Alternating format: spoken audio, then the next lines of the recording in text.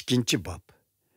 Naomi'nin Boaz isimli boy hem obro'yliq bir tuqqini bor bo'lib, u Naomi'nin eri Elimelekning jamiyatidan edi. Bir kuni Rut Naomi'ga mening etizg'i berib boshaq terishimga ma'qul bo'lsangiz, beshimni silaydigan biror kishining kaynida ishlay dedi. Mayli, bog'in qizim dedi Naomi. Rut etizg'i berib o'rmichilarning kaynidan mengib chechilib ketgan arpa boshaqlarini tadi. Bu etiz dal Boazning edi. Rut etizda boshaq teriyotganda Boaz Betlehemdan keldi. U o'rmichilarga Parvardigor sizlar bilan birga bo'g'ay deb salom berdi. Parvardigor sizga baxt ato qilg'ay deb salom qaytirdi ular. Boaz o'rmichilarga mas'ul kishidan "Avu kimning qizi ekan?" deb so'radi. U Moabli qiz ekan. Naomi bilan billa Moabdan kepti.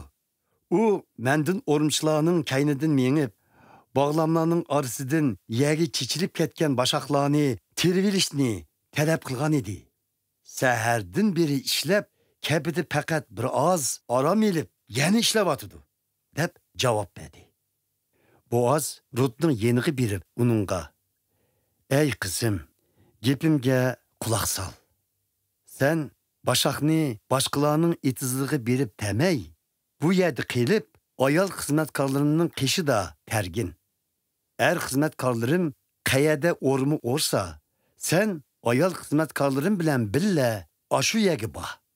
Er o'rmichilarimga seni bo'zak qilmasligini topilayman. Ussang, ular to'shqizib qo'ygan ko'mzaklardan suv elib ishkin" dedi.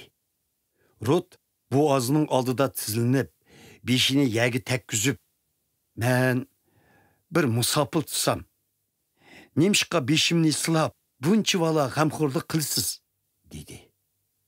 Boaz uningga "Sen tul qolgandan keyin qiynonangga qilgan vafodorligingni anglagan edim. Sening ota-onang va o'z yurtingdan qandoq ayrilib, bu yot xalq ichiga qandoqcha kelib qolganligingdan to'liq xabarim bor. Parvardigor qilgan yaxshiligingni o'zingga yondirg'ay.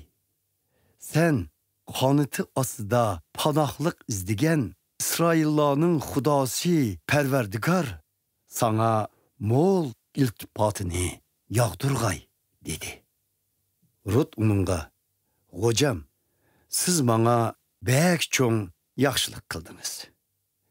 Gerçi men sizning dedaklaringizdan bo'lmasammi, menga shundoq muloyim so'zlarni qilib, ko'nglimga tasalli berdingiz" deb javob qaytirdi. Tamoq vaqti bo'lganda Boaz Rutga "Qani, kelgin, nonga eg'iz takkin, ochiq suvga takkizib yegin" dedi. Rut o'rmichilar bilan billa o'ltirdi. Boaz uningga qo'mashdan elib berdi. U to'yg'ichi yedi va oshirib qo'ydi. Rut o'rnidan turib, yana boshaq tagili ketganda, Boaz o'rmichilariga "U o'rilgan bog'lamlarning orasida yurib, ta'simu to'smanglar va azor bermanglar. Hatta uning uchun bog'lamlardan azroq sug'urib chiqirib qo'yinglar. Uni ayblamanglar" deb topildi. Shuning bilan Rut kash kirgucha etizda ishildi. U terib kelgan boshaqlarni soqqanda yerim xalti degudek don chiqdi. Rut arpisini elib shaharga qaytib kelganda, qiynonisi uning tegan arpisini ko'rdi. Rut ishib qolgan tamoqini elib uningga berdi. Naomi uningga "Buncha vala ko'p arpini qayerdan terib kelding? Sen kimning etizida ish qilding? Sana g'amxo'rlik qilgan shu kishiga Xudo rahmat qilsin" dedi. Rut qiynonisiga o'zining Boazning etizida ishlaganligini etmedi. Naomi ruhlangan halda hayat bizlerge mehr şefqatini ko'rsatish bilan o'lib ketgan erlarimizga sodiq bo'lgan Boazga Parvardigor zo'r baxt yog'dirsin deb duo qildi. U yana u kishi bizning yaqin tuqqanlarimizning biri bo'ladi. Uning bizga qarash mas'uliyati bor dedi.